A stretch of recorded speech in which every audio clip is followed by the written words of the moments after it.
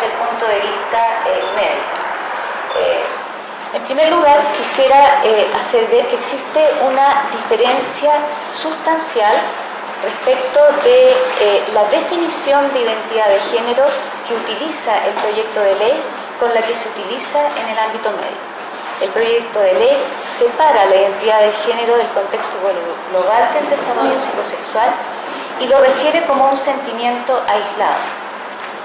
Desde el punto de vista médico, se considera la identidad de género dentro del proceso global del desarrollo psicosexual, en el que participan aspectos que son inseparables, aspectos biológicos que tienen que ver con temas cromosómicos, genéticos, hormonal, anatómico, y que afectan la vida tanto prenatal como postnatal.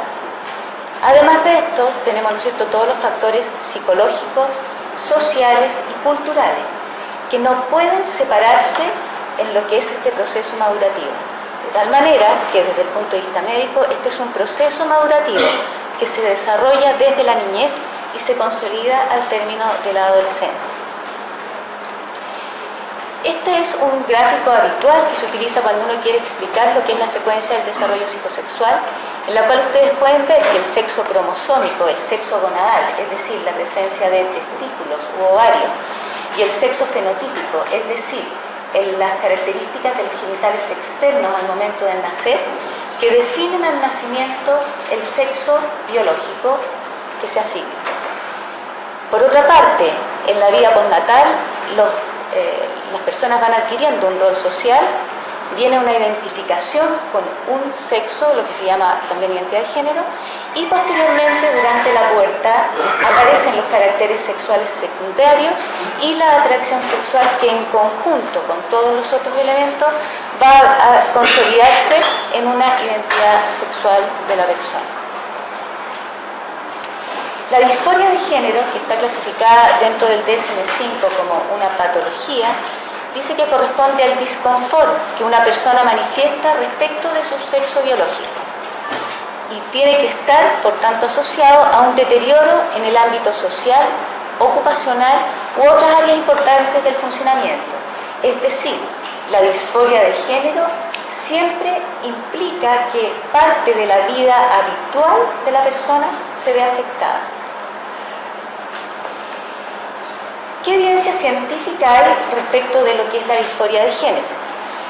En primer lugar, la disforia de género incluye una amplia gama de diagnósticos, dentro de las cuales están patologías endocrinológicas, como los trastornos del desarrollo sexual. Esto se refiere a aquellos niños que durante la vida prenatal, entre la 8ª y 12ª semana de gestación, por distintas circunstancias, ya sea por problemas enzimáticos, hormonales o de otra naturaleza, tienen alteración de sus genitales al momento de nacer, alteraciones hormonales, alteraciones cromosómicas y genéticas. Dentro de estas tenemos muchos pacientes que cuando se estudian por su disforia o por su problema de genitales, uno hace el estudio genético. Tenemos también enfermedades psiquiátricas que se pueden manifestar como disforia de género. Por ejemplo, la presencia de psicosis. Un paciente esquizofrénico, así como puede en algún momento pensar que es un pájaro y tirarse de un 10º piso porque piensa que puede volar, puede también tener un brote psicótico en el cual se comprometa su identidad de género. Los trastornos obsesivos compulsivos, la bipolaridad, el espectro autista, dentro de otras patologías psiquiátricas que se pueden manifestar como una disforia de género. También están las alteraciones sociales.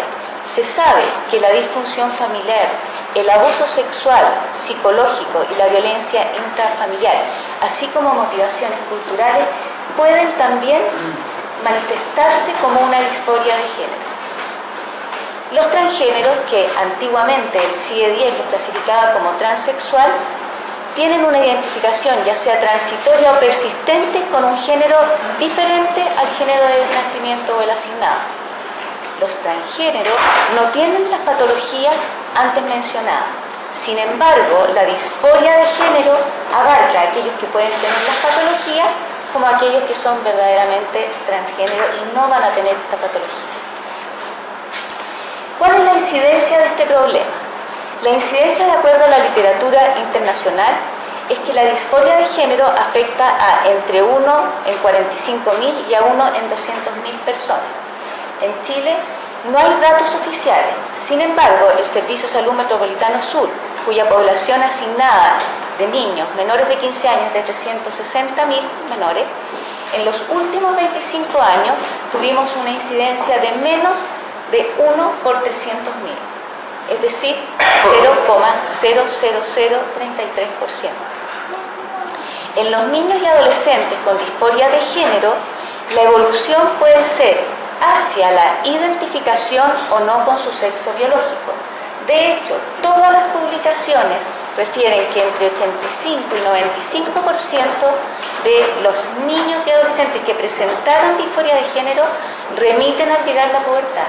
Existe una alta tasa de remisión. Si uno calcula que hay 2,5 millones de niños chilenos y la disforia de género se presenta en 0,00033, serían 8,25 niños que se manifestarían por la disforia de género. De estos, sabiendo que van a revertir entre 85 y 95, pongamos 93%, tenemos que 7,4 niños van a revertir y solo 0,5 niños, es decir, por lo tanto 1 en 5 millones, presenta realmente, ¿no es cierto?, la disforia que va a ser persistente durante la vida. En algún momento se dijo que en Chile había, yo no logré encontrar la cita y por eso no lo puse acá, 840 personas transgénero. Si ustedes calculan que somos 17 millones de personas y hacen la división, van a poder llegar a cifras que son incluso un poco menor que esta. O sea, esta es menos extrema. ¿Qué evidencia científica tenemos publicada respecto del manejo de estos pacientes? Los tratamientos hormonales de supresión de pubertad se han utilizado en adolescentes, pero no hay evidencia cierta de los beneficios en que esto reporta en cuanto a calidad de vida, desaparición de la disforia de género. Los tratamientos hormonales cruzados son de por vida y conllevan algunos riesgos propios de la terapia, ya sea la terapia con testosterona o bien la terapia con estrógeno. Se sabe que en estos pacientes hay una mayor presencia de cáncer de mama, mayor cantidad de enfermedades cardiovasculares. Por otra parte, las cirugías de reasignación de sexo, que son definitivas e irreversibles, los pacientes que han sido sometidos a estas cirugías de reasignación presentan mayor frecuencia de problemas de salud mental, 5 veces más intentos de suicidio y 19 veces más riesgo de morir por suicidio. Y esto no asociado al distrés por ejemplo, o el bullying o el maltrato, sino que a pesar de que estos pacientes reciben la terapia hormonal correspondiente, hacen la reasignación de género, la patología psiquiátrica persiste, porque persiste una disconfort con su situación global. La mayoría de las legislaciones internacionales exigen la evaluación médica multidisciplinaria y especializada, y la mayoría de edad para elevar una solicitud de cambio de sexo. ¿Qué hay con la disforia de género en niños y adolescentes? El derecho superior del niño y adolescente nos obliga a cada uno como le corresponda, como padre, como médico, como legisladores, como Estado y como sociedad en general, a resguardar el derecho de cada niño a vivir su proceso de maduración psicosexual. Eso implica respetar en su integridad a los que no tienen conflicto con su género, que son el 99,9%, a los que teniendo conflicto en la niñez, este 0,003%, van a remitir, es decir, el 93%, y a los que persisten con su disforia de género. Por otra parte, la evidencia científica también demuestra que el refuerzo de la conducta transgénero durante el periodo de formación de la identidad de género, ya sea por la dinámica familiar, la interacción con compañeros del colegio y parental, políticas públicas de educación, salud, etc., puede lesionar gravemente el desarrollo e integridad de los niños, especialmente de aquellos niños que van a remitir la disforia de género durante la pubertad.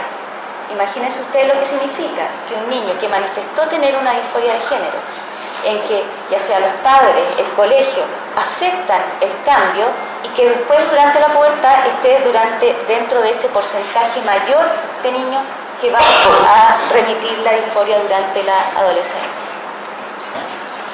¿Qué recomiendan hoy en día las sociedades científicas, tanto internacionales como nacionales? En primer lugar, una evaluación por un equipo multidisciplinario para descartar diagnósticos psiquiátricos, endocrinológicos, genéticos y sociales. Aconsejan realizar los tratamientos hormonales solo cuando se ha confirmado que corresponde a un transgénero. De hecho, si existe la disforia de género, pero hay patología psiquiátrica, problemas de disfunción familiar o de otra naturaleza, debe tratarse primero la patología psiquiátrica antes de que el paciente esté en condiciones de poder definir su identidad de género. En general, las sociedades científicas, ¿no es cierto?, aconsejan realizar las cirugías definitivas solo en mayores de edad, es decir, cuando ya son competentes para tomar la decisión, firman un consentimiento informado respecto de los tratamientos hormonales que deben recibir de por vida, del mayor riesgo de algunas patologías, que estas son cirugías irreversibles y respecto de su fertilidad futura. Y además exigen que deban tener una experiencia de vida en el sexo deseado de al menos 1 o 2 años en las distintas sociedades científicas, de tal manera de resguardar que el cambio de sexo deseado va a llevar a una buena resolución y que no va a continuar la disforia posterior a la asignación. Y esto es porque, tal como habíamos dicho, la población transgénero presenta más trastornos de salud mental, alta incidencia de intento de suicidio, 2 veces más depresión, 1,5 más veces trastornos de ansiedad. Los adultos sometidos a cirugía de reasignación de sexo siguen experimentando con mayor frecuencia problemas de salud mental. No quiere decir que todos, pero sí que hay una mayor incidencia. El proyecto de ley que estamos analizando y con las últimas indicaciones incorporadas por el Ejecutivo no permite asegurar a quienes teniendo una disforia de género tienen enfermedades que deben ser diagnosticadas y tratadas oportunamente, sean adultos o niños. No resguarda el bien superior de los niños, ya que no protege a todos los niños, no protege a los que no tienen disforia, a los que teniendo disforia van a remitir espontáneamente y a los que persistan sí les da la protección.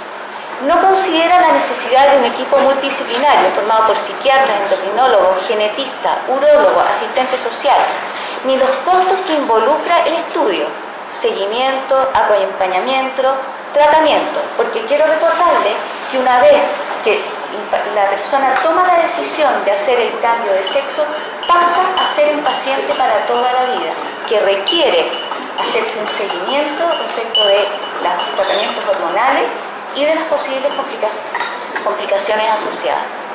Por otra parte, no considera que para tomar la decisión de cambio de sexo, la competencia cognitiva, el consentimiento informado, la capacidad de dimensionar las consecuencias de la decisión, es decir, no ha considerado al incorporar nuevamente a los niños y adolescentes que para tomar una decisión de esta magnitud se requiere la mayoría de edad.